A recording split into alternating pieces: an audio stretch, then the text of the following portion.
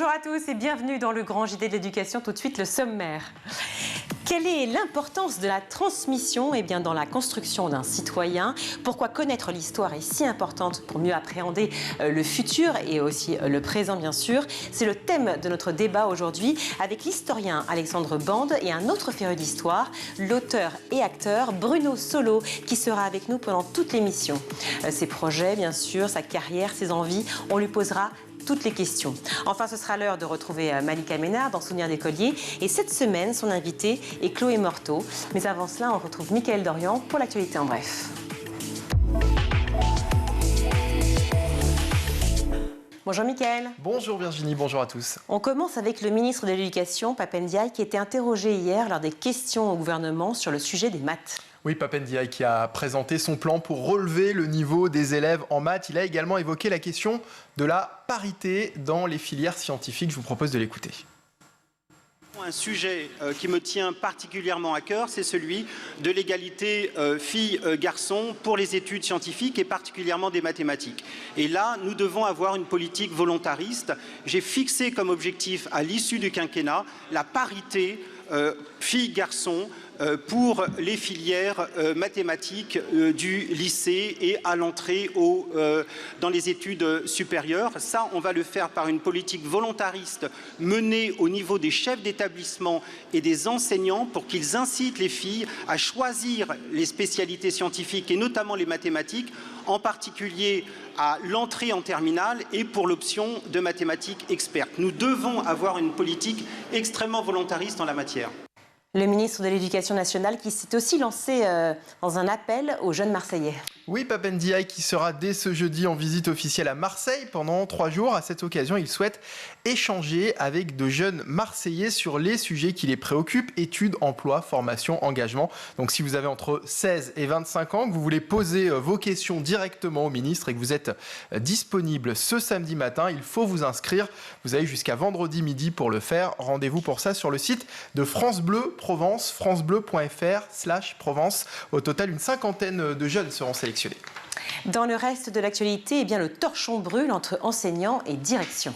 Une enquête révèle en effet que le climat s'est fortement dégradé ces dernières années dans les établissements scolaires et contrairement à ce qu'on pourrait penser, ce ne sont pas les relations profs-élèves qui posent problème, mais plutôt les adultes. Entre eux, 38,1% des enseignants déclarent ne pas se sentir respectés par leur direction contre 23,5% il y a 10 ans. Sans surprise, ce malaise est également perçu par les chefs d'établissement. Ils sont 30% contre 6% en 2013 à ressentir de l'appréhension avant de prendre leur service.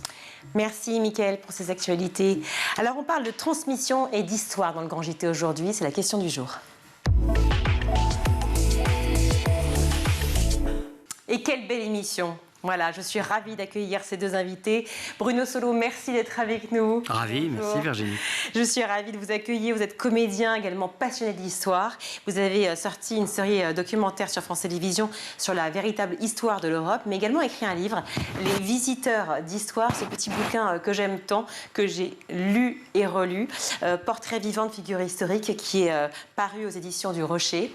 Merci d'être là. Face à vous, j'accueille Alexandre Bande. Bonjour. Bonjour. Merci également d'être avec nous. Vous êtes historien, professeur agrégé d'histoire. Vous enseignez en prépa littéraire au lycée Janson de Sailly, quand même un lycée où j'ai été. Je suis contente. Bon, on n'a pas les mêmes années. Pas croisé. Non, j'ai pas eu cette chance. Mais donc du coup, ravie de pouvoir discuter avec vous aujourd'hui. Pour l'invitation. Et vous ravi avez de retrouver Bruno. Ouais. Et oui, parce que vous connaissez par ailleurs. Le hasard a voulu qu'on se rencontre il y a quelques années dans le même lieu de vacances avec nos familles respectives et on a évoqué ce souvenir juste avant de vous rejoindre, Virginie. Mais c'est étonnant. C'est un signe, oui, sans oui, aucun doute. oui. Si tant est que les signes existent, je ne sais pas, mais en tout cas, ça c'en est un. Moi, je suis très sensible aux signes et cela me donne que de bonnes choses pour à la fois School et nous trois. Tous les deux d'abord, puisqu'on parle effectivement d'éducation, mais aussi de transmission ici sur ce plateau, j'aimerais savoir d'où vient cette passion commune de l'histoire. Est-ce qu'on tombe dedans quand on est petit ou est-ce que c'est finalement une construction qui s'opère, Alexandre Bande? Personnellement, j'y ai beaucoup réfléchi et c'est un sujet sur lequel j'aimerais avoir le temps d'écrire un jour, même si je ne suis pas le premier en tant qu'historien à m'être demandé depuis quand j'aimais ça et pourquoi j'aimais ça. Mais moi, je pense vraiment être tombé dedans petit.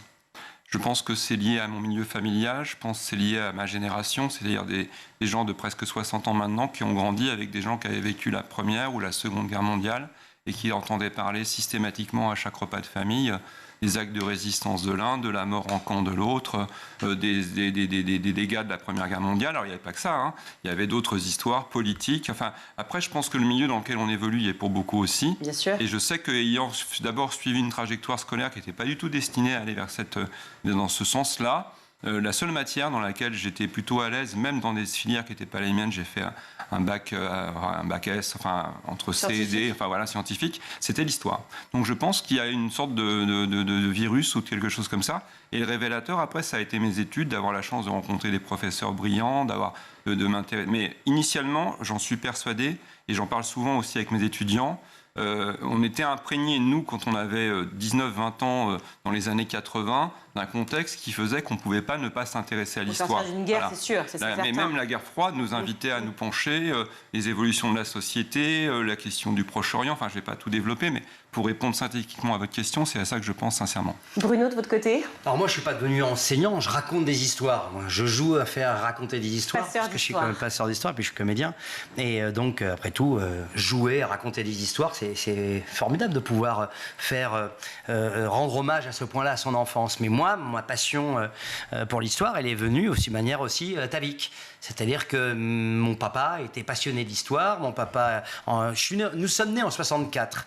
Et en 64, 20 ans avant, c'était la fin de la guerre. Débarquement. Et quand on débarque, quand on est en débarquement, j'ai repris votre mot, mais ce que je veux dire, quand on débarque sur Terre, oui, c'est le cas de le dire, en 64, on se rend pas compte que 20 ans avant, c'était la guerre. Ça paraît tellement loin. Et là, quand on est aujourd'hui en 2022, 20 ans avant, c'était 2002. Ça parle à plein de gens, c'était avant-hier, 2002. Ma fille qui a 18 ans, voilà, 2002, c'est presque quelque chose de palpable pour elle, quoi. Et donc, c'est ça, je veux dire, on est quand même en 64, encore dans une société qui vit encore sur, voilà, la guerre est terminée, mais tout ça est très fragile. Un an avant, effectivement, il y a eu la baie des cochons. Mon père me dit, mais tu n'imagines pas à quel point l'angoisse que ça a représenté pour nous quand Khrouchtchev et Kennedy s'engueulaient par téléphone et que le monde entier assistait à cette idée des missiles à Cuba et que c'était susceptible de péter à un moment donné à un autre. Et là, dans les années 60, ils avaient l'arme atomique, les deux, depuis un bon moment. Et je veux dire, si ça pétait, c'était la Troisième Guerre mondiale et puis la dernière. Et qui fait écho aujourd'hui, oui, évidemment. Évidemment. Et c'est pour ça qu'on était effectivement encore dans des temps où l'histoire, on avait l'impression qu'elle était encore en train de s'écrire. Elle s'écrit là encore aujourd'hui. On s'en raconte peut-être dans 5, 6, 10 ans. Pour ceux qui sont les plus comment dire, attentifs, on sait qu'elle s'écrit sans cesse, et là en ce moment. Mais peut-être qu'effectivement, on est encore une génération où on avait le sentiment qu'on n'en avait presque pas. On avait le devoir de comprendre notre présent en se penchant vraiment sur notre passé, pour mieux appréhender le futur aussi. Évidemment, pour mieux appréhender le futur. C'est justement toute l'importance de l'histoire. Alors, et j'ai eu des très bons enseignants, moi aussi. Alors, on va en parler des enseignants, hein, parce que aussi, c'est un sujet qui forcément nous touche ici sur School TV. Transmettre, c'est un terme très large. Transmettre, ça veut tout dire. On transmet évidemment l'histoire avec un grand H, aussi grâce à votre livre, hein, je disais, Bruno, Les visiteurs d'histoire, donc Paris au Rocher, j'aurais dit encore une fois, mais c'est toujours important de parler des éditeurs et de tous ceux qui permettent, voilà, ces œuvres-là, et vos séries documentaires aussi, mais on transmet bien évidemment aussi en donnant des cours, comme vous le faites, Alexandre Bande. Dans les deux cas, il s'agit de raconter l'histoire, de conter finalement des histoires. Alors les petites histoires, de la grande histoire, mais l'histoire. La transmission, c'est toujours ça qui est au cœur finalement de vos projets, l'un et l'autre. C'est un challenge permanent et c'est amusant qu'on parle tous les deux, vous acteurs et moi enseignant, parce qu'en fait enseigner c'est jouer un rôle tous les jours. Absolument. Je monte sur scène tous les jours. Absolument. Je suis sur une estrade, j'ai 50 étudiants devant moi, de 5 heures de suite, c'est un gros moment. Bon, pas 5 jours de suite, mais voilà, j'ai des plages horaires assez conséquentes et je sais que le moindre pépin de santé, le moindre pépin de voix, absolument, le moindre coup de fatigue a un effet. Donc transmettre, c'est déjà, si je puis dire, déjà se mettre dans la position d'être accessible, d'être rigoureux en termes de contenu et de savoir de quoi on parle et d'être sûr que ce dont on parle, on le maîtrise. Voilà, c'est ce qui fait... Quand on parle de rôle, il y a aussi cette idée de pédagogie alors, parce que finalement, il faut être pédagogue quand on transmet l'histoire. C'est quand même pas la même chose que de raconter. J'ai l'impression que ça, c'est la moindre des choses pour les professeurs. Ils ne le sont pas tous au même niveau. C'est comme il y a des acteurs plus ou moins brillants ou qui nous interpellent plus. Il y a des acteurs qui nous touchent et d'autres moins. Pourtant, ils font le même métier. Mais là, vous avez une responsabilité difficulté, Bruno, quand on parle de l'histoire. Mais ce que je veux dire, c'est qu'il a tout à fait résumé, Alexandre, parce que c'est vrai que moi, le premier métier que j'ai eu envie d'exercer, c'est professeur. C'est professeur, parce que tout d'un coup, exactement ce que vous venez de dire, monter sur une estrade, avoir la fièvre et l'enthousiasme, tout en restant un pédagogue et en restant rigoureux, mais il y avait des professeurs qui savaient nous emmener, qui savaient nous élever, et puis il y avait des professeurs qui nous ennuyaient, on va pas se le mentir. Vous en avez connu, notamment en histoire, justement, après ça, qui vous a embarqué? En histoire, en français, en philo, histoire géo, français, philo, tous les profs me passionnaient parce que ce qu'ils enseignaient, j'avais pas d'a priori. Après, effectivement, je vais pas vous mentir, en physique, en chimie, en maths, comme j'étais moins intéressé et surtout beaucoup moins doué, j'avais des réserves. Mais j'ai vu des professeurs de physique, j'ai vu des professeurs de chimie et de mathématiques qui m'ont tout d'un coup plu, parce qu'ils avaient cette capacité à transmettre avec fièvre. Hein, vous savez, je sais plus qui disait, sans passion, les discussions ne sont qu'au bavardage. Voilà, sans la fièvre, les discussions ne sont qu'au bavardage. Mais quand vous y mettiez de la fièvre, dans l'enseignement, dans la transmission, quand vous le faites vibrer, tout devient absolument passionnant. Et l'histoire, par essence, est passionnante. Évidemment. Alors, c'est pas vous qui direz le contraire, évidemment. Ah bah non. On parle Moi, justement... c'est les profs qui m'ont donné le goût, encore plus que mes parents. Et justement, cette transmission, cette pédagogie, ce rôle dont vous parlez chaque jour, que vous jouez face à vos élèves, eh bien, est-ce que certains... Vous avez cette idée, en tout cas cette impression, ont du mal avec la notion de cours, c'est-à-dire qu'ils prennent le cours d'histoire tel un cours, purement académique, sans retenir l'essence même de l'importance de ce qu'est l'histoire. Alors je pense que là, cette question très précise et très importante, les degrés de réponse varieraient en fonction du niveau dans lequel on enseigne. Il est certain que face à une classe de CM2... De collégiens, par exemple. Moi, j'ai eu la chance, en 37 ans de carrière, de voir à peu près toutes les tailles, si je puis dire. J'ai commencé en primaire. J'ai été enseignant à la fac, j'enseigne en prépa, je fais des conférences pour les adultes, donc j'ai la chance de pouvoir me dire qu'en fonction du public, le contenu doit varier et l'impact que va avoir le cours d'histoire sur le public va être très différent. Un gamin de CM2 ou de 6e, il va ressortir avec un cours à apprendre, avec des dates à retenir, ce qui est d'ailleurs le risque de l'histoire. Mais d'une manière générale... Quand on fait une prépa, c'est parce qu'on l'a fait par choix et qu'on a intéressé. Mais non, effectivement, pour un collégien qui connaît très peu l'histoire... Le risque, c'est ça, c'est d'avoir face à soi un élève qui soit assez consumériste et qui se dit, je viens là, j'ai besoin d'apprendre quelques faits, je vais retenir quelques dates. Et là, pour moi, c'est l'histoire fastidieuse. C'est l'histoire qui fait que dans la société, d'ailleurs, quand vous croisez les gens, l'histoire, c'est une matière qui fait clivage. Quand vous croisez les gens, vous leur dites t'aimes ou t'aimes pas l'histoire, c'est oui ou non. Ouais. C'est pas ça me laisse neutre. L'histoire, je me suis ennuyé en cours pendant des années parce qu'il fallait apprendre et recracher des dates. Et puis moi, j'ai pas la mémoire pour. Et puis d'autres, c'est parce que le prof arrivait à... Voilà. Alors, dans la postface de mon livre, c'est Benjamin Briot qui l'a fait, qui a une chaîne qui s'appelle Nota Bene, qui est passionné d'histoire, mais qui est devenu un mec formidable, qui est devenu presque un chercheur. Tellement il est passionné, mais il a atteint un tel niveau de documentation, etc. Et il dit l'histoire, c'est chiant. Il commence sa postface en disant ça. C'est la phrase qu'il a le plus souvent entendue. Mais c'est peut-être aussi parce qu'effectivement, quand on l'aborde uniquement sous l'idée de la chronologie, des dates à retenir, etc., ça devient des mathématiques aussi pour quelqu'un qui n'est pas doué. Si je dois retenir des dates en plus de tout ce que j'ai à retenir. Mais quand vous la racontez, l'histoire, au sens presque, si vous la légendez presque, ça ne peut pas ne pas vous intéresser. Alors, dans le cadre d'un livre, évidemment, que l'on lit, d'une pièce que l'on voit, voilà, effectivement, d'une série documentaire que l'on regarde, bien sûr, mais quand on est à l'école, qu'on a 11, 12, 13, 14 ans... c'est le devoir des professeurs, de vous accrocher. Votre rôle est très important, et vous dites que vous l'avez fait avec passion, un rôle chaque jour à jouer, ça veut dire que quand même, chaque jour, parce que moi j'ai eu cette petite expérience aussi au théâtre, mais toute petite, quoi, évidemment, comparée à Bruno, mais c'est vraiment, voilà, on y met tout son cœur, on est en haut d'une falaise, et on y va, quoi. Il va falloir capter ce public qui n'a pas payé... qui n'a pas payé sa place pour venir. Donc c'est un public qui en fait lui-même et dans le privé c'est les parents, donc les gosses ils s'en foutent. Un peu réfractaire. Qui honnêtement parlant, et je ne parle pas que de l'histoire, est dans une structure sociétale qui fait qu'aujourd'hui on zappe rapidement. Donc là, être assis face à quelqu'un qui cause pendant 1 heure, 1 heure et demie, quelqu'un qui cause, il a intérêt à être bon, quoi, parce que la concurrence du portable, la concurrence du PC, de l'ordinateur pour mes étudiants qui ont le droit de s'en servir, etc., elle est telle que de toute façon on ne se leurre pas, on ne peut pas fasciner tout le monde, mais il est certain qu'il faut arriver avec du contenu et arriver avec du contenant. C'est-à-dire, en l'occurrence, alors pas autant dans la légende, mais faire en sorte de donner du sens à ce qu'on raconte, donner du sens et avoir un point de départ, un point d'arrivée, être attentif aux questions qui se posent et essayer d'y répondre. Alors évidemment, si on parle par exemple de l'actualité aujourd'hui, c'est-à-dire qu'une actualité brûlante, évidemment sur le plan géopolitique et même de l'histoire de manière générale, si on parle de la guerre en Ukraine dont les enfants, les élèves, qu'ils aient en fait 10 ans ou 15 ans, ont forcément entendu parler en ce moment. Est-ce que justement, c'est plus difficile d'aborder ces périodes-là, qui sont des périodes qui sont plus proches en termes de temps, en termes de période, que les histoires, par exemple, du Moyen-Âge, qui sont difficiles.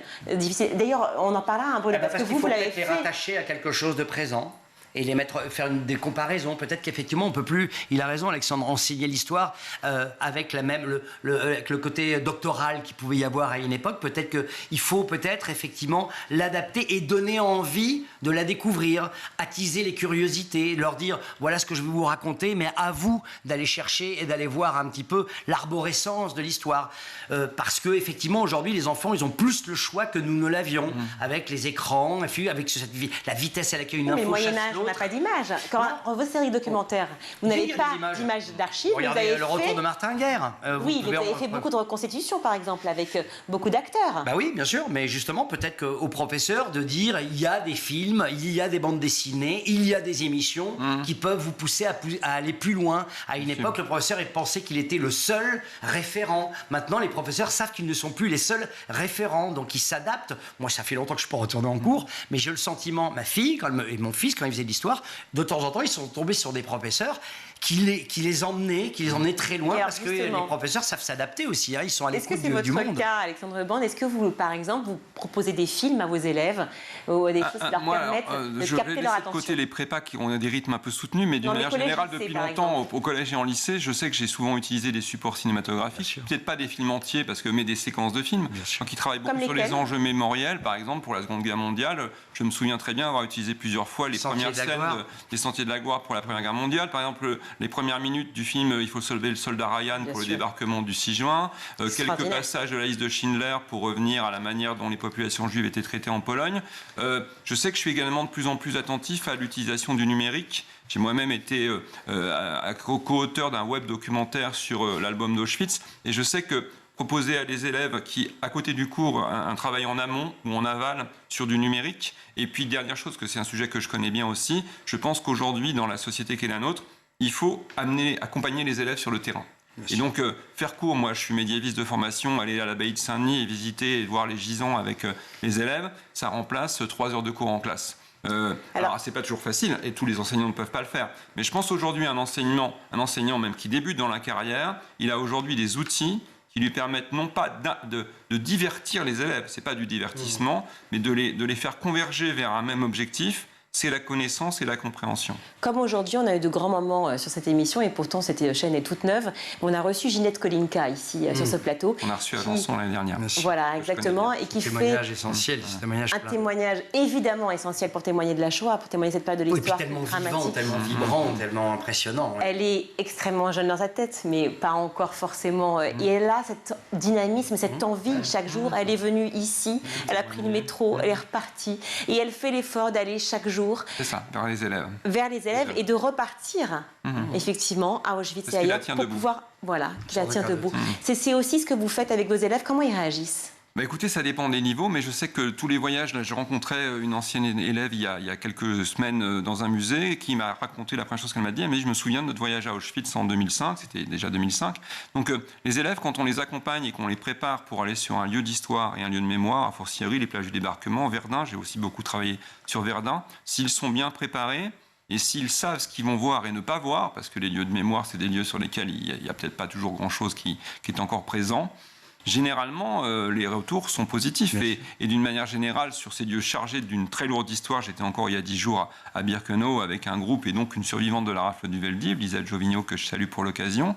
Là, c'est encore autre chose parce que là, on est sur des lieux où se sont produits des événements tellement traumatiques que sans chercher l'émotion chez l'élève systématiquement et en restant cartésien, en expliquant les faits, on a quand même quelque chose qui se passe en termes de transmission. C'est-à-dire que d'une manière générale, il reste quelque chose. Même si après tout n'est peut-être pas pour les plus jeunes toujours très accessible, ni même envisageable, tellement ce qui s'y est passé est terrible, mais d'être sur un lieu, même si c'est pas possible pour tous les professeurs, c'est important. Donc oui, je pense aux arènes de l'UTS à Paris. Quand on enseigne à Paris, on a cette chance de pouvoir... La Sainte-Chapelle, moi j'y vais tous les ans avec mes étudiants. Voilà, donc je pense que l'enseignant aujourd'hui, s'il veut intéresser son public, son auditoire d'élèves, il doit multiplier les supports. Et pas en rester au cours magistral, voilà, pour la semaine prochaine, vous me ferez... Enfin, il faut trouver cet équilibre de convaincre l'enfant, l'élève, le convaincre qu'en comprenant un peu l'histoire, il apprendra mieux même le monde d'aujourd'hui, même sur des tout petits détails. Comprendre ce qui se passe en Ukraine. Si vous avez écouté un tout petit peu des cours sur ce qu'a été la Russie des tsars, puis la Russie de 1917, etc., la révolution d'octobre, ça vous permet peut-être d'être un peu moins impressionné, de vous dire mais comment ça a pu arriver tout ça. Donc convaincre l'enfant qu'en étant un tout petit peu attentif, en étant un tout petit peu curieux, en écoutant un peu, ça le rassurera même sur ce quotidien qui en ce moment depuis quelques années est vraiment très inquiétant et à juste titre.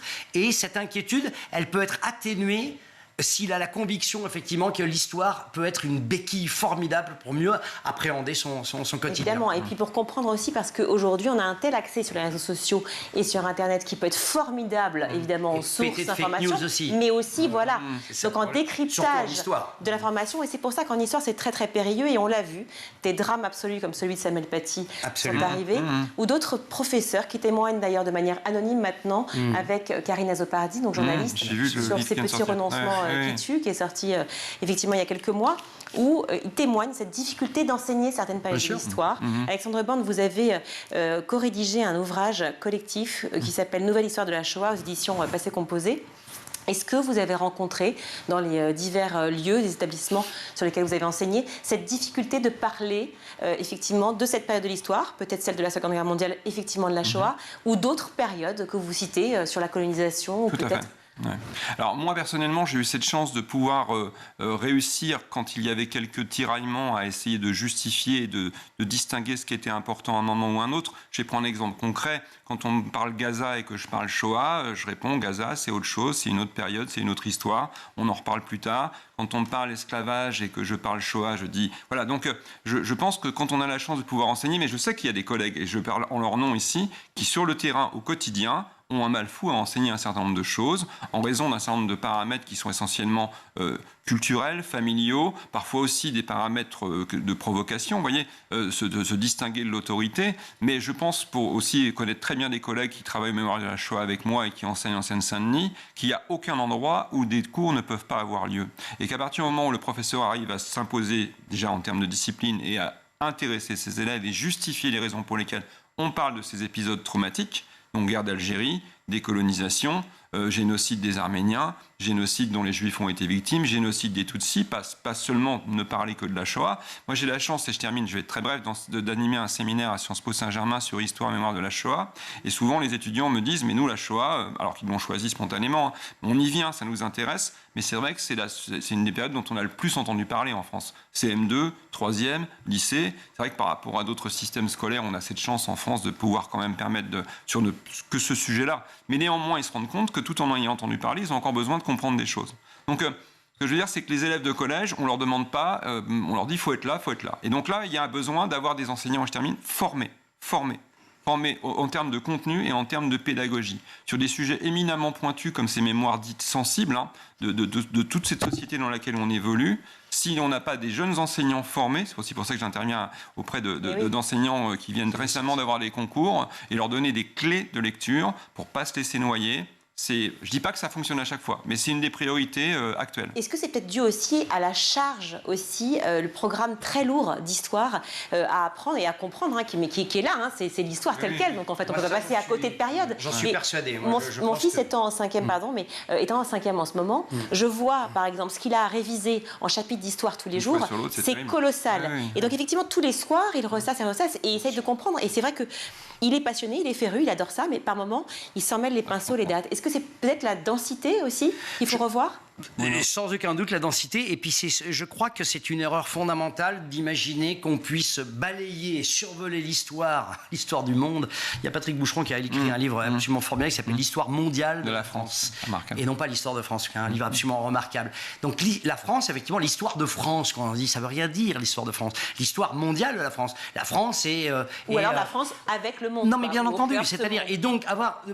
Imaginez qu'on puisse survoler ça lors d'un programme qui va de la 6e jusqu'à la terminale, c'est dingue. Je pense qu'on devrait plutôt se concentrer sur des périodes et ouvrir les possibilités à l'enfant de s'intéresser à l'histoire autrement. Mais ce serait possible, ça, ou pas, Alexandre? Je pense qu'il est très difficile de faire sur une année passer de l'Égypte à la fin de la chute de l'Empire romain. Si on se concentre sur des périodes et que justement on n'est pas chronologique, on ne peut pas comprendre, j'imagine, comment un fait arrive si on n'a pas tout le tenant et les aboutissants avant, non? Enfin, je pose la question. En fait, il faut ouvrir la curiosité. Il y a une ou deux émissions spécifiquement sur la question des programmes et on s'en sortirait encore pas parce que les inspecteurs généraux qui planchent là-dessus et qui sont ma hiérarchie directe, dont je me méfie un petit peu quand même de faire attention à ce que je dis, mais plus sérieusement, la question des programmes, c'est une question éminemment brûlante qui évolue en fonction des contextes politiques, des écoles historiques, du dosage de géographie et d'histoire pour le collège et le lycée où on a quand même les deux matières qui sont enseignées sur et le de même ce qu'on volume découvre aussi horaire. qui fait que ce qu'on a appris hier change d'actualiser. Et donc chaque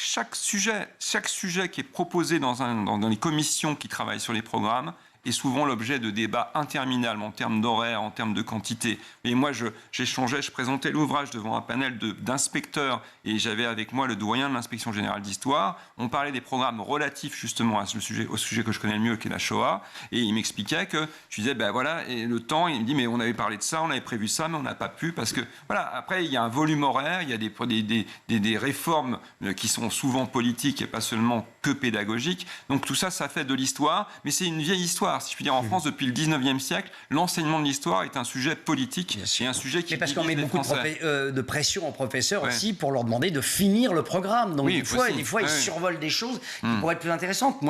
Et pourquoi je vous dis ça? Parce que moi, j'ai eu un professeur d'histoire qui, au début de l'année, effectivement, je l'ai eu de la 5e à la 3e, monsieur Aidant, quel nom formidable pour un professeur, pour quelqu'un qui transmet, Aidant. Et il ouvrait son manuel et puis il le fermait, il me dit, voilà ce que je veux raconter. Et il estimait qu'il n'avait pas de compte à rendre, si ce n'est à nous, et nous dire, si vous voulez rester un peu plus longtemps sur cette période, nous y resterons. Et puis voilà, et puis après, c'était lui qui mettait les notes, et le rectorat n'était pas tout le temps sur son dos pour dire, ah, vous avez là, au 2e trimestre, vous étiez censé passer à tel programme. Lui, il ne le faisait pas. Il prenait le temps de voir l'intérêt qu'on avait pour des périodes, et en fonction des questions qu'on posait. Je pense que les professeurs, dans la mesure du possible, peuvent de temps en temps s'émanciper d'un rectorat qui n'ont pas tout le temps sur le dos. Il faut pouvoir s'émanciper de l'éducation, des programmes tels qu'on vous les impose. Oui, mais c'est pas toujours facile. La question se pose parce qu'effectivement, dans l'idée, en idéologie, c'est très beau et on est tous d'accord, en tout cas sur ce plateau. Le problème, c'est que se pose souvent, et on l'a vu ici, le problème des parents qui, tout d'un coup, interfèrent dans l'éducation, notamment dans l'éducation, dans l'apprentissage, dans l'enseignement dispensé à l'école. Est-ce que vous l'avez vécu ou est-ce que vous avez vécu aux enfants de s'émanciper des parents? Non, je plaisante. Non, mais ceci étant, c'est pas une plaisanterie. Tout à fait, c'est réel. C'est pas eux qui sont en classe, quoi. C'est pas eux qui sont en classe. Il faudrait que les parents le comprennent. Et le mérite de l'école de la République, tout au moins celle dans laquelle on fonctionne nous, c'est justement de proposer aux élèves, quel que soit leur milieu social et familial, un enseignement qui puisse venir parfois sans entrechoquer, enfin même choquer le discours familial, aussi bien au niveau religieux qu'au niveau culturel, qu'au niveau politique, et de leur montrer que l'enseignant qui se doit d'être le plus neutre possible peut ratisser des sujets différents. Moi, je prends un exemple concret. J'explique toujours à mes étudiants, quelle que soit leur position religieuse, qu'on ne peut pas faire d'histoire du Moyen-Âge sans avoir des compétences en christianisme ou en religion tout court. Bien sûr. Il y a des compétences, des connaissances, voilà. C'est lié à l'État, voilà. Donc, moi qui suis laïque, agnostique, etc., j'aurais dit, moi, je me suis mis à travailler le religieux quand j'ai commencé à devoir l'enseigner. Donc, je pense que le rôle des parents, c'est d'être derrière les enfants, de les accompagner si nécessaire, s'il y a vraiment un gros souci, d'essayer d'accompagner. Moi, je me souviens très bien, et ça, c'est un sujet qu'on pourrait développer aussi, moi, d'avoir eu des parents qui, quand j'émettais une critique à l'égard du professeur, me disaient « stop, voilà ». Si après, il devait y avoir des choses entre eux, ils en parlaient entre eux, mais pas devant moi. C'est-à-dire que moi, j'ai jamais eu des parents qui tapaient sur mes profs devant moi, même quand je pouvais être amené à me dire, un tel, il bosse pas. Mais leurs parents ne faisaient pas d'ingérence dans l'éducation. Aujourd'hui, ils se chargeaient à la maison, par exemple, sur le pacte germano-soviétique, je me souviens, on avait un prof qui était un coco, un intérêt presque stalinien, caricatural, et franchement, sa présentation du pacte germano-soviétique, elle était très orientée. Coco après. Mais non, pas du tout. Non, c'est le contraire, je dis. Ah non, moi, j'ai pas été. Non, c'est en confond avec Yvan Bock. C'est lui qui fait. Non, mais c'est important. Non, parce que... Ah non, vous plaisantez, mais justement, voilà. Ah, ben alors remettons la vérité. Non, c'est pas une question de vérité. Ah. C'est pour ça que vous êtes devenu Coco après. Déjà, Coco, j'aime pas le terme, mais lui, il était un peu stalinien, etc. Et puis, c'était Yvan, dont les parents étaient militants communistes. Moi, mes parents, ils étaient libertaires, anarchistes, agnostiques, athées, tout ce que vous voulez. Non, j'ai pas du tout été... Non, mais quand j'entendais le truc sur le pacte germanique... J'ai entendu que vous l'étiez. Hein, non, mais je sais que... mais ça, c'est... On aime bien tout mélanger. Et quand on connaît l'histoire, effectivement, le communisme, c'est pas tout à fait ça. Mais le pacte germano-soviétique, mon père, je me souviens, il me dit, ah mais non, c'est quand même très orienté, la manière dont tu en as parlé, mais jamais il se serait permis de... Il m'a dit, par contre, je te demande à toi d'aller regarder autrement et de voir peut-être d'avoir une ouverture sur d'autres visions du pacte germano-soviétique. Et c'est ça qui est important. Les parents, à la maison, et ils peuvent dire, écoute, t'as entendu ça, mais c'est peut-être pas, ne t'enfonce pas dans ces certitudes-là. Mais par contre, faire de l'ingérence dans le cours d'un professeur, sauf s'il traduit des idées nauséabondes ou scandaleuses, ou s'il est révisionniste, tout. Ce qui existe, des professeurs d'histoire révisionnistes à Lyon, il y en avait un très connu, il s'appelait Forisson. Et il enseignait à Lyon, comment il s'appelle, ou Bruno Gollnisch aussi, qui avait des... Voilà, ça on peut intervenir quand ça remet en valeur des valeurs en cause des valeurs fondamentales. Mais sur l'enseignement là, au jour le jour, la charge est tellement lourde pour les professeurs. Moi je dis, les parents, ne le faites pas, quoi. C'est surtout aussi cette idée qu'en fait enseigner l'histoire, c'est aussi former. Et d'ailleurs l'école de manière générale, mais les citoyens de demain, ceux qui seront aussi aux urnes demain matin et qui mettront un bulletin de vote. Évidemment. Ouais. Donc tout ça, est-ce qu'ils ont conscience de ça, autant les professeurs, les enseignants, que les élèves? Parce que finalement, quand on a 10, 12 ans, 14 ans, 16 ans, eh bien c'est là où évidemment tout se crée. La formation, c'est aussi de savoir ce qui s'est passé effectivement avant, comprendre son passé pour pouvoir mieux appréhender effectivement l'avenir. Et donc pouvoir aussi savoir ce que ça veut dire. Vous êtes très raison, Virginie. Le premier cours d'histoire, le tout premier cours d'histoire, ça devrait peut-être être... Qu'est-ce que c'est qu'enseigner l'histoire? Ça devrait peut-être ça, le premier trimestre, pour les enfants, dire qu'est-ce que ça veut dire enseigner l'histoire. On ne va pas s'arrêter sur une date, je vais vous raconter qu'est-ce que c'est qu'enseigner l'histoire. Pourquoi c'est essentiel? Pourquoi on va le faire ensemble? Pourquoi on va avancer avec vos questions? Et moi, les réponses quand j'en aurai. C'est peut-être ça, dire ce que... Parce que justement, l'histoire, c'est pas la certitude. L'histoire, c'est l'enquête. Si on prend Hérodote, Historia, les enquêtes, le premier historien de l'humanité... Ce n'est pas les faits, ce n'est pas la certitude? Non, c'est pas la certitude. L'histoire, c'est pas la certitude. L'histoire, c'est se remettre toujours en question. Exactement. L'histoire, c'est, moi qui ai eu la chance de faire de la recherche, c'est d'être un peu comme un enquêteur, de découvrir des faits et se dire, ce fait-là, il me paraît bien, mais si je veux être sûr qu'il est vrai, il faut que je le croise avec d'autres faits. Donc là, quand on croise plusieurs faits, que les faits sont croisés et que ça match, comme on dirait en enquête policière, on peut dire que les choses se sont produites. Mais même quand on sait qu'elles se sont produites, il suffit d'écouter le dirigeant russe actuel. Ou d'autres dirigeants de la planète qui sont capables de mentir devant des milliards de personnes dans le monde pour savoir qu'un événement qui s'est produit, dont tout le monde sait qu'il s'est produit, peut être analysé de façon totalement différente. C'est aussi pour ça qu'on peut comprendre que certains élèves, et même la plupart d'ailleurs, et on les encourage, à se remettre en question tout le temps, dans tout, sauf que le risque est là, de devenir complotiste. Ça veut dire que le 11 septembre n'a pas eu lieu, qu'on n'a pas marché sur la Lune et que chez les 6 millions de morts de la Shoah, c'est une légende. Là, on rentre dans quelque chose. Donc, il faut trouver un équilibre entre expliquer aux élèves l'idée que l'histoire ne peut pas être faite de certitude. Et justement, je crois que la grosse différence avec l'histoire qu'on a peut-être eu, nous, quand on était élève ou quand on était étudiant, c'est qu'il y avait quand même, surtout en histoire, des enseignants qui étaient politisés ou sur le roman national ou sur la gauche droite, guerre froide, et qui arrivaient en disant c'est comme ça, c'est pas autrement. Nous, maintenant, on enseigne et on dit des choses, mais quand on sait pas, on sait pas. Ce matin encore, dans une séquence, on m'a posé une question, j'ai répondu ça, je sais pas. Je dirais, voilà. Je suis malade parce qu'il faut que je rentre l'antenne. Et j'ai tellement envie de continuer cette discussion avec vous deux. Grand plaisir. Mais évidemment, le temps presse. Mais c'est passionnant de parler de transmission.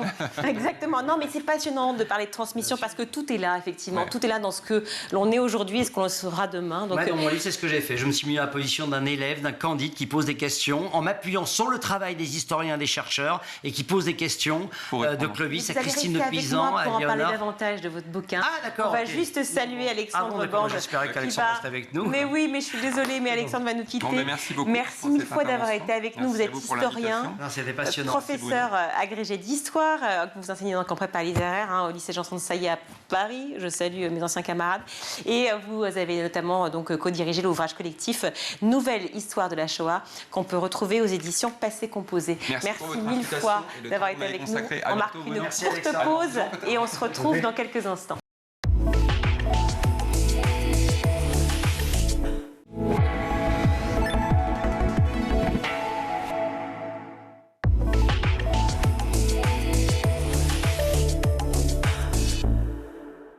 ceux qui nous rejoignent, on est avec Bruno Solo, qu'on ne présente plus évidemment. Alors, on vient de parler en première partie de votre amour pour l'histoire, la transmission évidemment, et aussi l'écriture.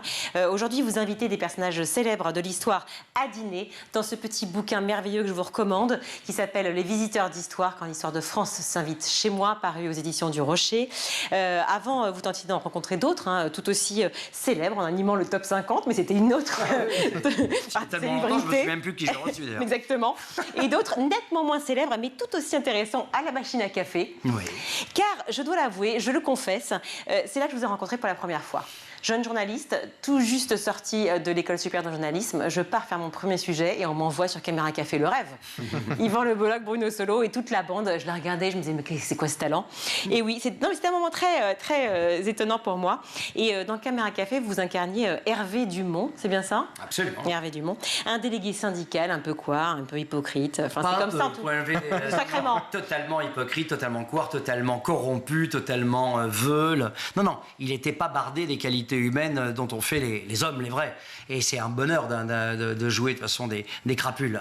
On ne fait pas rarement de la comédie avec des personnages vertueux. Oui, on ne peut pas rêver mieux, j'avoue. Ouais. Mais alors, est-ce que c'est comme ça, et ma question est extrêmement naze, perfide, mais je l'assume, est-ce que c'est comme ça que vous imaginiez les syndicalistes déjà à l'époque? Non, mais je pense que pour dénoncer les monstruosités et les travers de notre société, il faut le faire à travers de personnages monstrueux. C'est le principe de la comédie italienne, par exemple. Quand vous regardez les films comme Pain et Chocolat, Affreux, Sale et Méchant, L'argent de la vieille, on dénonce effectivement les turpitudes de ce monde, les mesquineries, l'étroitesse d'esprit au travers de personnages caricaturaux, outranciers. Jean-Claude Convenant représente pas tous les VRP, Dieu merci, il y a des VRP vertueux. Incarné donc par Yvan Le Bolloc. Yvan Le Bolloc, et Jean-Claude Convenant, là, est une sorte d'abruti, analphabète, misogyne, un peu raciste, même très raciste à l'occasion. Ouais. Et moi, le syndicaliste, si j'avais fait un syndicaliste effectivement parfaitement engagé, à quel moment justement j'aurais montré la force de ce que peut être le syndicalisme et ce qu'ils peuvent faire au cœur d'une société, d'une entreprise, du secteur tertiaire, si j'avais été un syndicaliste vertueux. Ça n'avait pas d'intérêt. Dans la comédie, il faut enfoncer justement les personnages vers l'outrance pour pouvoir dénoncer effectivement et mettre focus sur ceux qui se battent vraiment pour un vrai syndicalisme. Là, en l'occurrence, il n'était pas question que je le fasse dans une comédie aussi féroce que l'était Caméra Café. Caméra Café, ça a été un succès fou. Est-ce que vous attendiez, parce que si mes souvenirs sont bons, quand j'ai fait mon premier sujet, donc avec ma petite PD 150, qui s'appelle ici une caméra, je me rappelle très bien que vous m'avez dit, mais non, je crois que j'ai mis 10 ans à le vendre, ce Caméra Café. 7 ans, exactement. Ah, 7 ans. 7 ans à convaincre les chaînes que c'était le programme. C'est-à-dire que notre argument, c'était les gens, quand ils vont rentrer du boulot, ils vont adorer se voir au travail. Et c'est exactement ce qu'on nous arguait avant même qu'on ait pu le dire. Mais quand les gens rentrent du boulot, ils veulent pas se voir au travail.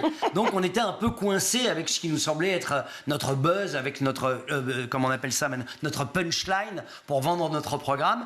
Et donc pendant 7 ans, personne n'a été convaincu jusqu'au jour où... Pourquoi les chaînes étaient frileuses? Qu'est-ce qu'on vous répondait? Non, je sais pas s'ils étaient frileux, ça les intéressait pas. Ils avaient l'intérêt. Non, mais c'est ça. Ils avaient le sentiment que ça n'intéresserait personne. Et puis que ce format théâtral, parce que Caméra Café, c'est plus une petite pièce de théâtre que de la télé, puisque c'est un plan fixe d'une caméra mise sur une machine à café.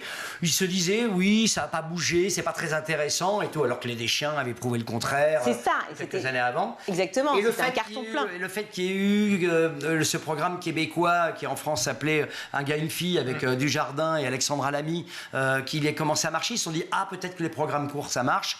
Et voilà. Mais nous, on l'a créé en 94, bien avant tout le monde, et ça n'a été à l'antenne qu'en 2001. Et c'est pour ça que cette année, on a fait une spéciale 20 ans qui va passer bientôt sur M6 à 21h, où on raconte comment nos personnages ont traversé ces 20 dernières années chargées d'histoire, puisqu'on y revient, et on va raconter comment on a traversé les attentats, comment on a traversé les réseaux sociaux, les gilets jaunes, Balance ton port, la crise climatique, les 3 présidents, et puis des événements un peu plus heureux aussi, ou un peu plus anecdotiques. Ce serait une émission à vous écouter que les élèves, justement, collégiens et lycéens pourraient regarder, parce que pour comprendre comment on analyse avec le regard, avec le sourire, avec... Effectivement, vous verrez qu'on a listé ce qui nous semblait les événements tant climatiques que politiques que sociologiques. On les a mis les uns côté les autres et on a fait une journée continue où on raconte comment nos personnages, pas seulement Jean-Claude Convenant et Hervé Dumont, mais comment tous les autres personnages ont été traversés par ces 20 dernières années qui sont chargés, effectivement, de manière d'être très vive, d'une actualité qui nous brûle encore aujourd'hui, un petit peu comme la révolution industrielle. C'est-à-dire qu'en 20 ans, ce qui s'est passé là, ces 20 dernières années, avec l'arrivée notamment des réseaux sociaux, avec la mondialisation, avec la prise de conscience que notre planète est en train de crever, avec la montée des extrêmes, avec aussi une parole qui se libère grâce aux réseaux sociaux parfois, notamment la parole des femmes qui est enfin entendue alors qu'avant elles criaient sans qu'on les entende. Tous ces sujets-là ont été concentrés sur ces 20 dernières années, incroyable. Et nous, on a arrêté Caméra Café en 2005, au moment véritablement de ces premiers bouleversements. Je ne dis pas qu'ils n'existaient pas avant, mais cette faculté qu'on a à en parler maintenant, à les reprendre dans l'actualité, s'est précipitée un peu comme la fin du 19e et le 20e siècle, c'est-à-dire cette révolution industrielle qui a fait basculer du carrosse à la voiture, aux avions à réaction, etc. C'est vraiment impressionnant. Et donc, on s'est dit, on n'a pas le droit de ne pas en parler dans Caméra Café, à notre manière, bien entendu, sur un ton humoristique, mais vous verrez, le trait est là, quoi. Genre, la caricature est là. Effectivement, dans Caméra Café, de parler de tous ces personnages que l'on croise, effectivement, à la machine à café, dans les sociétés ou ailleurs, et puis de toutes ces périodes de l'histoire, de tous ces événements qu'on a traversés, mais aussi, effectivement, par le cinéma qui a fait appel à vous après, bien sûr, la télévision. Ah non, bien avant. Moi, j'ai fait du cinéma avant de faire Caméra Café. Oui, avant, mais après, ça a été évidemment... Eh ben non, Virginie. C'est ça qui est le paradoxe, c'est que parce que j'ai fait pendant 5 ans Caméra Café et que ça m'a pris tout, parce qu'on produisait, on écrivait, on réalisait, on interprétait, on jouait, on supervisait, on faisait le montage, enfin c'était un travail de tous les instants. J'ai plus fait de théâtre, j'ai plus fait de cinéma, et quand j'ai voulu revenir un petit peu à mes premiers amours, le cinéma qu'on me proposait, c'était un cinéma que j'avais plus vraiment envie de faire, j'avais le sentiment de l'avoir déjà fait, et le cinéma que j'avais envie de faire, on me le proposait pas. Donc c'est la télévision et le théâtre qui m'ont accaparé et qui font que je fais plus beaucoup de cinéma, moi on me voit rarement à l'affiche d'un film, même quasiment jamais, depuis quelques années. Je le dis sans amertume, parce que effectivement, je vous le dis, c'est un choix grâce à Caméra Café. J'étais dans un certain confort parce que c'était à nous, on l'a vendu dans le monde entier. Donc ça m'a permis de me dire, les films là, qu'on rejoue Mazan de la trompette, Par où t'es rentré, je t'ai pas vu sortir, enfin des sortes d'ersatz, de choses que j'avais déjà faites.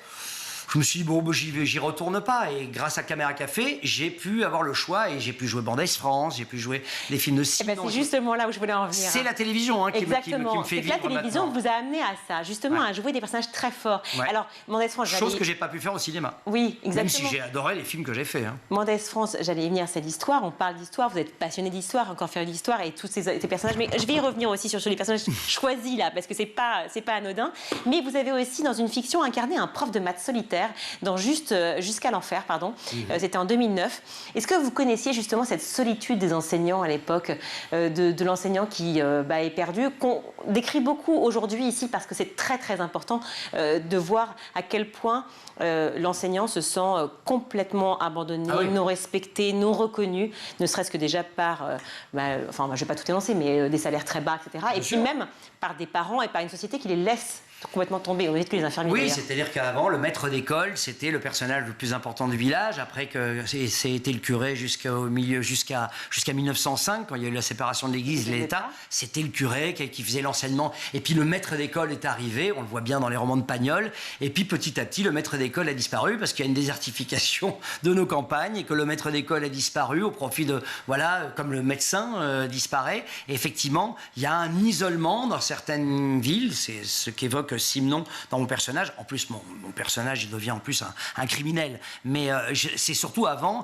un professeur qui a l'impression de n'intéresser personne, de n'être plus écouté, de n'être plus... que personne lui est attentif et qu'on lui file juste avec une sorte de condescendance l'enseignement de nos élèves, mais ne vous mêlez pas d'autre chose que l'enseignement de nos enfants. Pardon. Beaucoup d'enseignants. Voilà, qui se sentent abandonnés. Et Alexandre Bande, qui était avec nous dans la première partie de l'émission, le dit très bien, quoi. Il y a une charge qui pèse sur les enseignants et sur la transmission. En plus, effectivement, des parents, pas tous, mais certains qui se mêlent, qui font de l'ingérence dans cet enseignement, qui rend la charge extrêmement lourde et qu'aujourd'hui, avant c'était une vocation, une passion, aujourd'hui ça devient parfois un chemin de croix et un sacerdoce, quoi, que d'être professeur. Et moi, je leur tire mon chapeau, et dans quelques domaines que ce soit, même les professeurs de PS, il y a maintenant une sorte de tout le monde se mêle de tout, peut-être des fois à juste titre, c'est bien aussi qu'on puisse se mêler, effectivement, qu'on ne laisse pas les professeurs faire n'importe quoi, mais maintenant ça a pris des telles proportions que certains professeurs ont peur d'enseigner d'une certaine manière. Et l'histoire géo, le français, la philo notamment, sont sans aucun doute les matières sur lesquelles qui sont devenues les plus touchy pour parler jeunes comme mes enfants. Vous évoquiez à l'instant Mendès France. Qu'est-ce que ça fait pour justement l'homme aussi cultivé que vous êtes en histoire et puis féru tout simplement, des petites histoires de la grande histoire, que d'incarner un personnage comme lui? C'est un honneur. C'est un honneur. Le jour où on m'a demandé si je voulais jouer en Mendès France, en plus dans sa période la moins connue, celle où il va rejoindre De Gaulle à Londres après avoir pendant 2 ans s'être échappé de prison, condamné par les tribunaux de Pétain pour juiverie. C'est vraiment, il a été condamné parce que comme Jean Zay, comme Georges Mandel dont je parle dans mon livre, eux, ils s'en sont pas sortis, ils ont été tués par la milice. Lui, il a réussi à s'en sortir, à passer par le Portugal et à rejoindre De Gaulle, qui deviendra son adversaire politique. Mais quel respect entre les deux. Mendès France rejoint De Gaulle pour la résistance. Il va devenir le copilote de Romain Gary et distribuer des tracts de résistance un peu partout en France à travers avec un avion. Et après, De Gaulle lui donnera plus tard effectivement la charge du président du Conseil de la 4e République.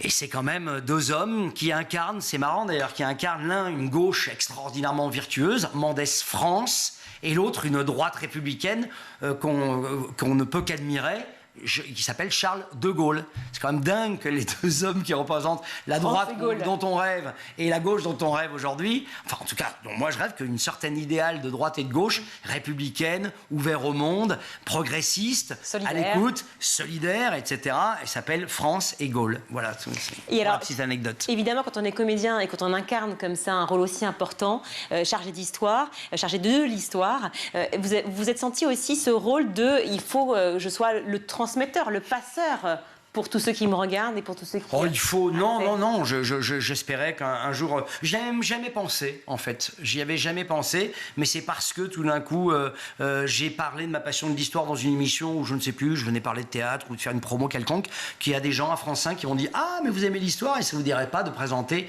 une émission ?» On a trouvé le concept, ils m'ont dit voilà, tu vas raconter comment l'Europe s'est construite depuis la guerre de 100 ans jusqu'à nos jours, donc on remonte le temps depuis 6 ans, et voilà, j'étais ravi, et grâce à cette émission, les éditions du Rocher m'ont dit mais vous ne voudriez pas faire un livre un peu singulier autour de l'histoire? C'est là que j'ai invité ce dîner extravagant. Voilà. Mickaël, je voudrais vous poser une question. On parlait à l'instant, et on en parle souvent dans cette émission, de ces enseignants qui ne se sentent pas suffisamment écoutés par leur direction, par le ministre, et aussi par les élèves, des élèves qui de plus en plus rêvent finalement soit de faire du cinéma, soit passent leur journée sur les réseaux sociaux. Comment, avec vos enfants, est-ce que c'est pareil ou est-ce que vous avez réussi à leur transmettre votre passion de l'histoire? Alors, c'est toujours pareil. J'essaye, dans la mesure du possible, de respecter les nouveaux, leurs nouvelles passions. Nous, on n'a pas grandi avec les réseaux sociaux. Enfin, ma génération n'a pas grandi avec ça, mais on avait aussi nos échappatoires. On avait aussi vous nous emmerdez, les parents, vous êtes des vieux cons. Et nous, on a nos nouveaux trucs. Alors, c'était par le biais des disques, par le biais du cinéma, par le biais de séries télé, de la bande dessinée, etc. Là aussi, on nous disait oui, vous vous intéressez pas à l'histoire, vous vous intéressez pas au français, vous vous intéressez pas à la culture. C'était faux, on s'y intéressait de notre manière. Donc il s'agit d'être lucide sur aussi ces nouveaux outils qui, lorsqu'ils sont bien utilisés, peuvent aussi donner aux enfants la possibilité de s'intéresser à plein de choses. Il y a une arborescence de connaissances qu'on n'avait pas nécessairement, qui était plus difficile d'accès. Il fallait ouvrir un dictionnaire, il fallait ouvrir une encyclopédie, il fallait ouvrir des manuels si on voulait s'intéresser à d'autres choses. Aujourd'hui, les enfants en 3 clics, avec Wikipédia, avec Google, etc., ils peuvent... Donc, il y a beaucoup de choses non vérifiées aussi. Voilà. Alors après, c'est notre devoir de parents, c'est être vigilants sur ce qu'ils regardent et cette pléthore d'informations qui peut de temps en temps leur tourner la tête. Mais je ne vais pas leur interdire de s'intéresser à ça. En revanche, c'est vrai que à la maison, comme c'est un peu ma passion et que ma femme aussi s'y intéresse, on essaye de temps en temps de leur dire de regarder l'actualité autrement et de bouquiner et tout. Et ils le font. Maintenant, tout le monde n'a pas les moyens, tout le monde n'a pas le temps, tout le monde n'a pas la vocation, tout le monde n'a pas les connaissances ou la curiosité nécessaire pour guider ou accompagner. Guider, j'aime pas, mais accompagner et éclairer leurs enfants sur les choix qu'ils font aujourd'hui. Mais je ne désespère pas. Moi, cette génération-là, elle est aussi très concernée, elle va très vite. Elle est très, très, très très concerné par le monde. Et je crois qu'il y a encore beaucoup d'enfants qui sont plus curieux, mais d'une autre manière du monde que... Voilà, vous savez, on a retrouvé, après j'arrêterai... Ouais, parce que sinon je vais jamais pouvoir poser la dernière question. Non, on a retrouvé des hiéroglyphes des hiéroglyphes qui se traduisaient par ces mots, la jeunesse n'est plus ce qu'elle était. Des hiéroglyphes qui disaient la jeunesse n'est plus ce qu'elle était. Donc de toute façon, c'était toujours mieux avant. C'est une récurrence de nos générations de penser que c'était mieux avant et tout. Non, c'était pas mieux avant. C'était autrement et ça évolue. Et accompagnons plutôt que de s'opposer à ces nouveaux. Si, en plus, moi j'en parle en toute liberté. Je suis pas sur les réseaux sociaux, mais je fais pas semblant d'ignorer qu'ils n'existent. Et ils peuvent être formidables aussi. Bruno. Pardon. On parlait de Mendès France. Je suis bavard. J'aime beaucoup quand il est pardon comme ça. On parlait de Mendès France à l'instant, donc un personnage illustre, connu de tous ou presque en tout cas. On s'attache souvent à parler des puissants, des grands, des connus, des illustres. Mais là, et je comprends d'ailleurs ceux qui ont marqué la conscience collective, mais via ce livre, donc génial, paru aux éditions du Rocher, vous attachez justement à inviter à votre table des personnages méconnus de l'histoire. Ou mal connus. Alors connus et moins connus. Non, vous avez raison, méconnus et mal connus. Voilà. Mais alors certains le sont, évidemment. Ouais, Clovis. Mais mal connus. Oui. Et méconnus comme Christine de Pisan. Alors justement, racontez-moi ce choix par exemple, parce que Théophraste Renaudot, comme j'ai fait une école de journalisme, je sais qui c'est, mais peu de gens savent, ou alors Christine de Pisan. Pourquoi ce choix? Alors je vais vous dire, déjà le choix de mes 11 personnages, il est lié aussi à mon histoire intime. C'est-à-dire qu'il n'y a pas un personnage, à part Clovis, qui n'est pas lié à mon histoire culturelle, à mon histoire familiale, à mon histoire géographique. Éloi, par exemple, qui a créé le quartier du Marais à Paris, dans lequel j'ai grandi. Christine de Pisan, dont ma maman m'avait parlé lorsqu'elle était petite, parce qu'elle était sympathisante de la cause féministe. Elle n'était pas militante, parce que c'était pas son truc d'être militante. Mon père était un militant, mais pas ma maman. Mais elle m'a parlé de Christine de Pisan, qui est la première femme à avoir vécu de ses écrits en France, première femme à pouvoir revendiquer le statut d'auteur et payer pour son travail. Elle écrivait d'ailleurs beaucoup pour les hommes, c'est-à-dire en se grimant en homme aussi, pour mieux faire passer la pilule, parce qu'en 1380, dire qu'elle avait écrit des manifestes féministes comme elle a pu le faire dans le contexte de l'époque, c'était très difficile, donc il a fallu des fois qu'elle se fasse passer pour un homme. Mais voilà, c'est donc tous les personnages. Mandel, pourquoi je l'ai pris? Mandel, je l'ai pris parce que j'ai failli le jouer, puis finalement j'ai joué Mendès France. On va pas tout dévoiler. Non, mais voilà, tous les personnages sont liés un peu à mon histoire intime. C'est pour ça que je dis, il s'invite chez moi. Moi, j'ai voulu parler aussi de l'histoire dans la position du personnage un peu humble qui leur dit, vous m'avez marqué, vous m'avez bouleversé, je vais vous poser des questions et me répondre en m'appuyant sur le travail d'histoire. On n'en dit pas plus parce que le temps presse évidemment, mais il suffit de le lire, vous allez voir, c'est extraordinaire, parce qu'en plus, vous ne mâchez pas vos mots, entre guillemets, les questions fusent, peu importe quelles qu'elles soient. Exactement, il y a des affrontements, et c'est vraiment chouette. N'hésitez pas, les visiteurs d'histoire de Bruno Solo, quand l'histoire de France s'invite chez moi, aux éditions du Rocher. C'est conçu comme une petite pièce de théâtre, en fait, puisqu'il y a des dialogues et des échanges. Voilà. Bruno, un immense merci d'avoir été dans le Grand JT de l'Éducation, un invité spécial du Grand JT. Pardon, j'étais très bavard, je vous ai même pas laissé parler. Mais au contraire... C'est très bien. C'est mieux des fois. Au contraire. Est-ce que vous connaissez Malika Ménard? Faut pas me chercher sur des terrains comme ça, je suis trop volubile pour des terrains comme ça. Vous connaissez Malika Ménard? Oui, Malika Ménard, Miss France, bien sûr. Eh bien, Malika a une émission formidable aussi sur School TV. Elle présente Souvenirs d'écolier. Cette semaine, elle reçoit Chloé Morteau.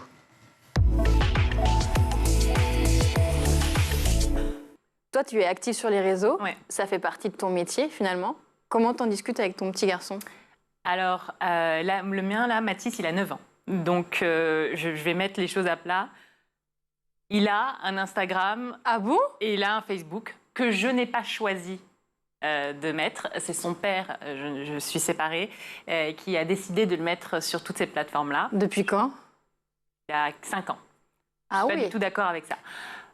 Pour mettre, voilà, ça c'est une première chose. Après, au niveau des réseaux sociaux, moi je suis assez dure. Plus c'est loin, mieux c'est. Surtout pour lui. Donc je lui explique les choses. Je lui ai dit, écoute, je sais que tu as un Instagram, je sais que tu as Facebook. Maman, elle n'est pas d'accord avec ça, mais ça c'est toi qui... Du coup, il l'utilise que quand il est chez son papa? Je ne sais pas, oui. Je ne sais pas trop ce qui se passe là-dessus. Mais sur ce qu'il voit sur les réseaux sociaux, parce que de temps en temps, il va regarder par-dessus mon épaule Instagram, un TikTok. Je lui explique à chaque fois. Je lui dis, voilà, il faut faire attention. Je lui ai expliqué Internet. C'est quelque chose... J'ai des conversations avec lui à ce sujet en lui disant, à partir du moment où tu mets quelque chose sur Internet, ça va rester pour toute ta vie sur Internet. Donc je fais très attention avec ça parce qu'il fait des jeux en ligne. Donc outre les réseaux sociaux, il y a d'autres façons aussi que voilà, les enfants aujourd'hui ils sont targetés via les jeux en ligne où des adultes se disent qu'ils sont des enfants alors que c'est pas du tout vrai.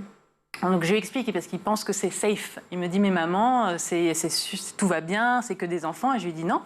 Je lui dis la preuve, toi tu as ton jeu, tu joues à ce jeu sur mon téléphone. Moi j'ai tes accès, je suis un adulte, moi je peux aller sur ton accès, c'est moi qui suis derrière. Et donc tu ne sais pas qui est derrière tout ça. Fais attention s'il te plaît, les réseaux sociaux, mieux c'est loin. Et du coup, tu n'arrives pas tant que ça à contrôler son usage. Donc, il y a ce qu'il fait du côté de son père, mais à la maison il a pas avec de téléphone. moi. S'il a un téléphone, qui dit parents séparés dit téléphone. Ah oui. Et oui, donc qui est bloqué, c'est pas drôle parce que chez maman il est bloqué de partout, il n'y a pas internet. Bon après il a quand même accès, hein, il a aussi un iPad, donc il a quand même accès à YouTube. Et en fait je suis par-dessus l'épaule à vérifier qu'est-ce qu'il est en train de faire. Bon, il adore ces trucs-là, des trucs de débiles. Il joue des jeux vidéo en commentant. Ah oui, mais ça c'est normal. Oh là là. C'est le streaming. Non? Je sais pas. Le gaming? Du gaming. Ils sont en train de parler et puis en même temps, ils sont en train de jouer aux jeux vidéo. Et je dis, Mathis, mais pourquoi tu peux jouer à ce jeu vidéo. T'es pas obligé de regarder les gens qui jouent à ce jeu vidéo. Ouais, mais ça, oui, c'est une grande mode, ouais. Ah ouais, non mais je comprends pas. Ah, ça c'est un truc... Ça marche super bien. Ça, et puis avant ça, il aimait le petit garçon qui ouvrait des paquets de cadeaux. L'influenceur. Oui, l'influenceur bébé, ouais. Oui, le petit garçon qui cartonne, là. Il a fait une fortune, celui-là. Mais c'est que mon fils, il m'a quand même dit à un moment donné qu'il voulait être youtubeur. Hein. Mais là, ça y est, c'est passé. Hein. Ouais, oui. Non, là, c'est passé. Maintenant, c'est plus foot, tu vois, donc... Je sais pas si c'est mieux non plus. Je suis en train de lui dire, il y a d'autres trucs à faire aussi, il n'y a pas que foot. De toute façon, il travaille bien à l'école. Ouais, alors ça, il est beau à l'école. Non, mais j'ai de la chance. J'ai un petit garçon qui est intelligent, il est facile, c'est un vrai amour. Mais t'es pas trop effrayée, du coup, par l'importance que sont en train de prendre les réseaux sociaux sur cette génération? Si, mais qu'est-ce que tu veux que je puisse... Je peux rien faire. Je contrôle ce que je peux contrôler. Je pense qu'il faut arrêter de se voiler la face et de se dire c'est non-stop. En fait, ça grandit avec eux. Eux, ils vont l'avoir dans leur vie. Donc autant les accompagner. Autant les accompagner en disant ok, tu vas les utiliser, tes copains les utilisent peut-être parce qu'il a des amis qui ont TikTok, hein, donc voilà. Non mais lui, il a pas TikTok. Il a pas TikTok, mais il connaît. Il va sur mon téléphone, il va ouvrir le TikTok. Donc autant les accompagner, leur dire voilà, tu fais attention. C'est comme ça qu'il faut le contrôler. Je ne suis pas d'accord que tu aies ta plateforme pour le moment. Après, le jour où il décide d'avoir sa plateforme, il décide d'avoir sa plateforme. Ça, c'est mon avis. Hein. Ça veut dire que son père n'a pas TikTok? Je ne sais pas. Je ne sais pas du tout ce qui se passe. Sinon, il lui aurait créé le compte. C'est peut-être, je ne suis pas au courant. C'est déjà la fin de ce numéro. On se retrouve demain, toujours en compagnie de Chloé Morteau, pour la suite de Souvenirs d'écolier. À demain. Voilà, c'était Souvenirs d'écolier avec Malika Ménard. Si elle se représente, Malika et Chloé, je vote encore pour elle. Hein. Pour les deux? Pour les deux. Mais oui, il devrait y avoir à chaque fois deux. Mika aussi? Moi aussi, largement. Moi aussi. Mais moi aussi, Virginie. Merci beaucoup. Et toi aussi, allez. C'est ça. Pour monsieur Mister France. J'y ai cru une seconde, mais quand vous avez dit Mika, je suis tombée. J'ai dit Mister France. D'accord. Quand même. Mister Europe, vous. Merci en tout cas d'avoir été avec nous, Bruno Solo, je rappelle, donc les visiteurs d'histoire, voilà, aux éditions du Rocher, et évidemment présents sur France 5, donc pour les docu-fictions. Oui, la nouvelle saison commence là dans quelques jours. La saison, on parle de la guerre de 7 ans, la mort de Louis XV et le début du règne de Louis XVI. Voilà. Voilà, tout à apprendre. 6 fois 52 minutes, 3 vendredis de suite en fin d'année, là, sur France 5. C'est la fin de ce grand JT. On se retrouve donc demain, même heure, 20h30, bien sûr, plus toutes les rediffusions. Vous le retrouvez sur Canal 247 sur les Freebox et schooltv.com. Merci à toute l'équipe, Romain Luc à la réalisation et Louise Merlin au son. Au maquillage, c'est Colline Hamel, et à la rédac, Maguessel et Agathe Delannoy. Michael Dorian, ici présent. À demain. Mais oui, bien sûr. On a un maquillage, comme je suis marié avec une maquilleuse, donc quand vous voulez faire du maquillage, j'ai fait ça quand même. Franchement, ça change tout le maquillage. On peut en parler 2 secondes. Vous m'auriez vu il y a 20 minutes. Moi aussi, c'est encore pire. Je vous confirme. Si. Un énorme bisou d'ailleurs à toutes les maquilleuses de School. Merci encore et à demain. Ciao.